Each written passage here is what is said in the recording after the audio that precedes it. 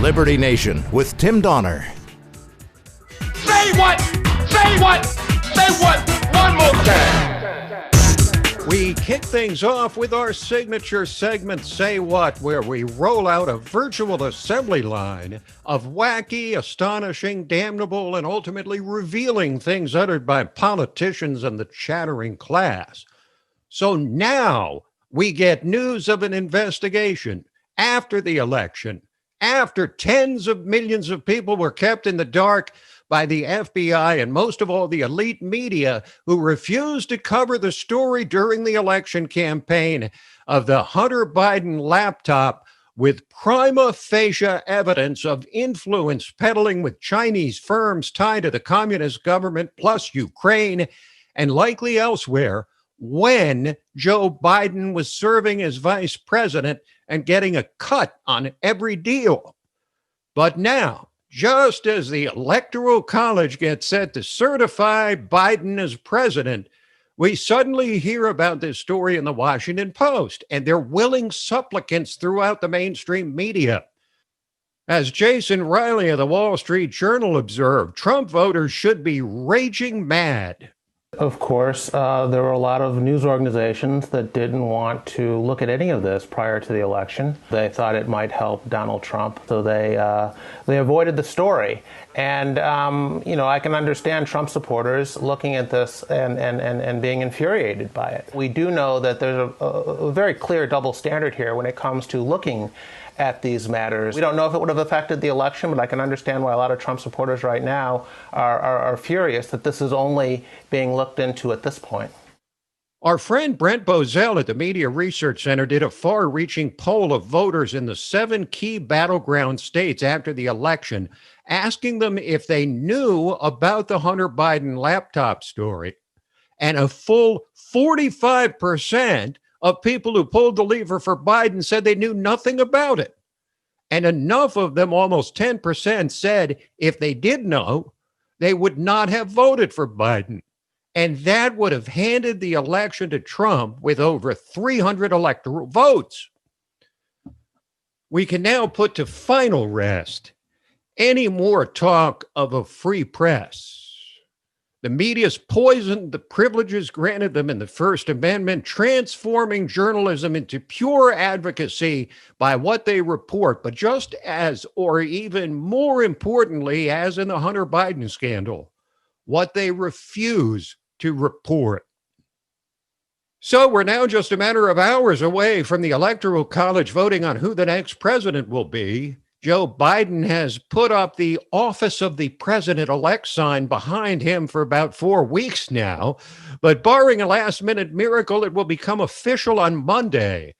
And there appears to be no end to the stumbles and bumbles of the prospective new president.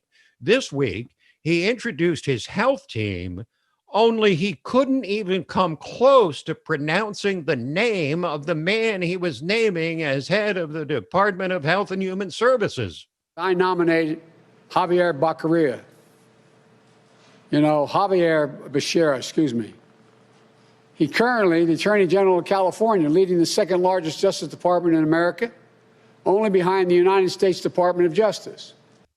So Xavier Becerra, or was it Becerra, will now be in charge of the nation's health, even though he was in a law enforcement position as Attorney General of California, the same position held by prospective Vice President Kamala Harris, and he is every bit as progressive as Kamala.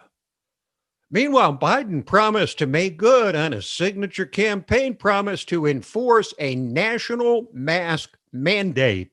It will start with my signing an order on day one to require masks where I can under the law, like federal buildings, interstate travel on planes, trains, and buses.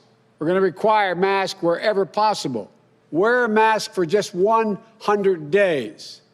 It's the easiest thing you can do to reduce COVID cases, hospitalizations, and death. But while Biden focuses on the masking of America between now and when the vaccine has penetrated the bulk of the country, there's millions still out of work because of the pandemic. A new bill to provide relief was debated during the election season, but House Speaker Nancy Pelosi kept stalling. And in a press briefing this week, she almost took the breath away by saying that she can do a bill now because Biden won the election. What has shifted now when they're on board with this piece that's come out of the Senate? Perhaps you missed what I said earlier.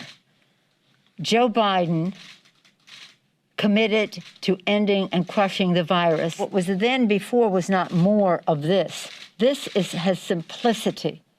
It's what we've had in our bills. It's for a shorter period of time, but that's okay now because we have a new president. Anything not to give Trump a win, including the millions desperate for relief from the pandemic through no fault of their own. It has to be one of the most craven moves by a politician in a long time, and in the times we're in, that's saying something. But if President Trump does get the expected bad news from the Electoral College, no one will be able to say he went down without a fight, backed up by hundreds of affidavits and lawsuits with compelling evidence of fraud and massive irregularities in multiple battleground states. And in a prepared address, the president laid it all down. We used to have what was called Election Day. Now we have election days, weeks and months, and lots of bad things happened during this ridiculous period of time, especially when you have to prove almost nothing to exercise our greatest privilege, the right to vote. As president, I have no higher duty than to defend the laws and the Constitution of the United States. That is why I am determined to protect our election system, which is now under coordinated assault and siege. For months leading up to the presidential election, we were warned that we should not declare a premature victory. We were told repeatedly that it would take weeks, if not months, to determine the winner, to count the absentee ballots, and to verify the results. My opponent was told to stay away from the election. Don't campaign. We don't need you. We've got it. This election is done. In fact, they were acting like they already knew what the outcome was going to be. Is he just saying that because he won't accept a legitimate outcome? Well, in analyzing the election, pollster Patrick Basham said the reported outcome defied all explanation based on multiple unshakable metrics, all of which favored Trump. Party registration trends, how the candidates did in their respective presidential primaries, the number of individual donations, how much enthusiasm each candidate generated in the opinion polls. There are sort of a dozen or more of these metrics. Now, these metrics have a 100% accuracy rate in terms of predicting the winner of the presidential election. So if we are to accept that Biden won against the trend of all these non-polling metrics, it not only means that one of these metrics was inaccurate this time for the first time ever, it means that each one of these metrics was wrong for the first time and at the same time as all of the others. It is not statistically impossible, but it's statistically implausible. That is about the best explanation yet of why over 80% of Trump voters do not and likely never will accept the reported result of election 2020. But of course, Democrats are claiming Trump is staging nothing less than a coup d'etat, according to the grizzled leftist Congressman James Clyburn. This is an attempt to overthrow our government. You may not call it a coup, but this is an attempted coup. Now, some people say he's trying to steal the election. He's not trying to steal the election. That can denote some kind of unknown activity when you're stealing. No, that's not what he's doing. He is in your face, trying to overthrow the will of the people. So now Clyburn and his colleagues are all in on Georgia, trying to win the two runoff Senate races there, one of which we'll be talking about in the next segment. They need to win both those seats to effect a virtual Democrat majority in the Senate. The GOP needs to win one to hold their majority. And we'll leave you with the man who may have surpassed Donald Trump as the most entertaining politician in Washington, Louisiana Senator John Kennedy. Unless you have the IQ of a root vegetable, you know how important this election is. Do you really want to be governed by neo-socialists? So my message to the good people of Georgia, take the time and make the effort to go vote. Look at it this way. If dead people can do it, so can you. Indeed, we now know that thousands of dead people did vote in the 2020 election. I got one question. How did these dead people actually mark their ballots?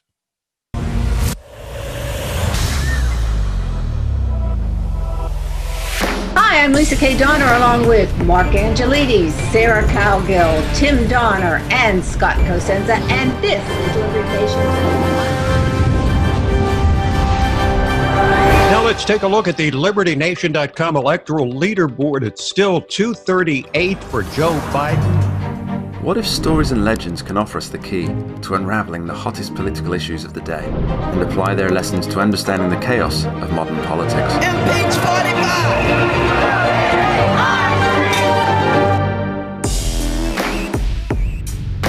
Only where freedom of speech is honored can people who look, sound, or think differently be truly free.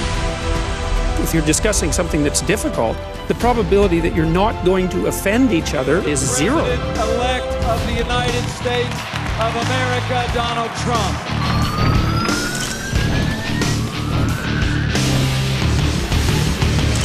Donald J. Trump is now president. With one click, Liberty Nation delivers tomorrow's news. And remember, liberty. Today. All the time and everywhere. LibertyNation.com